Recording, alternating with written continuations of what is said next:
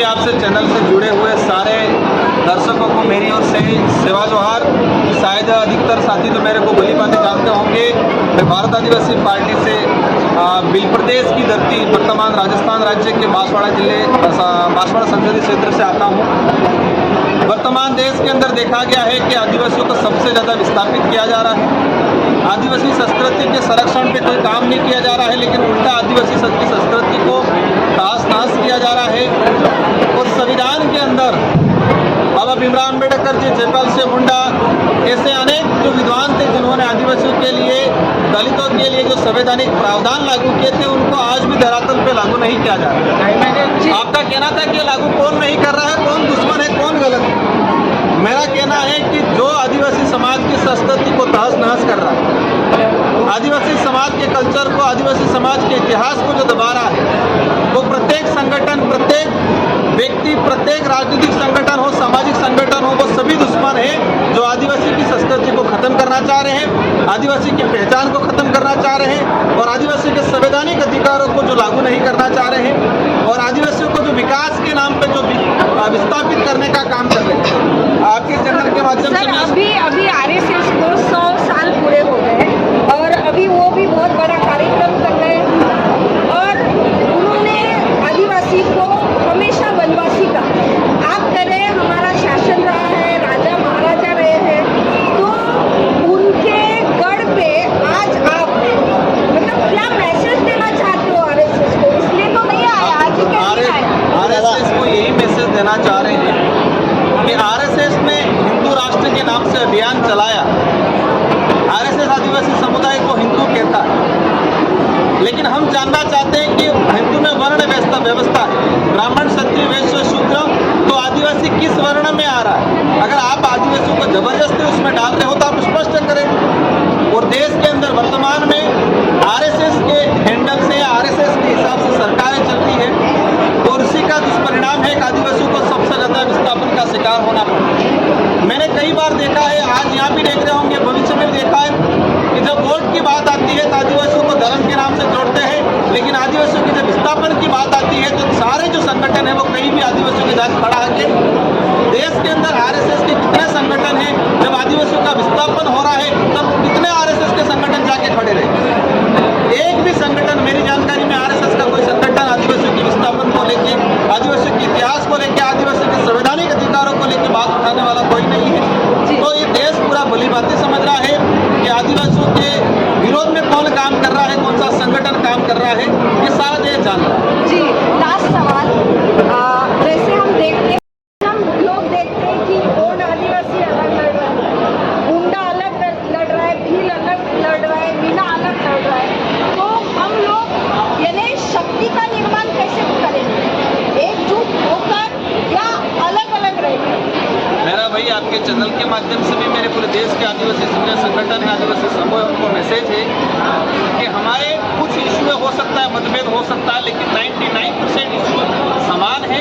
हमें एकजुट होकर आदिवासी के नाम पे, इस देश के नागरिक के नाम पे, इस देश के मूल मालिक के नाम पे हमें एकजुट होकर लड़ना है। और साथ ही देश के आदिवासी के साथ ही हमारा दलित भाई है, माइनॉरिटी के भाई हैं या अन्य पिछड़ा वर्ग है, और इसके अलावा जो भी व्यक्ति जो मानवता में विश्वास रखता है, उस प्रत्येक व्यक्ति को कहेंगे कि आप आदिवासी के साथ आए, आदिवासी के साथ खड़ा रहे और सब खड़े होकर जो आदिवासी के खिलाफ जो काम हो रहा है उसके खिलाफ मुहिम।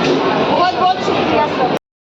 जिसमें रावण पूजा रखी गई और उसमें गायकवाड़ सर शिरकत किए। पहले तो हम लोग कंफ्यूज हुए थे कि गायकवाड़ भी है और आदिवासी है। सर ये इसका भी खुलासा कीजिए कि आप मतलब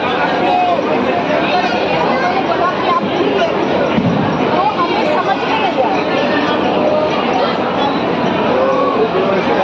गायकवाड़ एक्चुअली हम भील कम्युनिटी से, जो अपना भारत का पश्चिम बेल्ट है, जहाँ खानदेश भी है, पश्चिम बेल्ट में राजस्थान, गुजरात, महाराष्ट्र का एक बहुत बड़ा क्षेत्र है जो शेड्यूल एरिया में 5th शेड्यूल में आता है। ज़्यादातर तो भील कम्युनिटी ज़्यादा है। जैसे ये अपन ईस्ट में देखते हैं तो वहाँ गोंड ज़्यादा है, तो गोंड में भी हो गए सर में अलग अलग करते हैं। हमने तो अपना गायकवाड़ है, सोनों में ठाकरे है, वसावा है, वड़वी है, ये सब में जैसे पटेल भी उधर देखने को मिलते, जैसे गुजरात का जो गुजरात में पटेल नहीं है, पटेल अलग कम्युनिटी से आते हैं। सर मैंने एक दो के जो नाम है उधर साइड के तो वो सुना था, ठीक है आप लोग वो बोले। सर महाराष्ट्र में या पूरे भारत में अभी जो आदिवासियों की सिचुएशन है उनको विस्थापित किया जा रहा है, तो आप जो पार्टी के माध्यम से क्या काम शुरू है आपका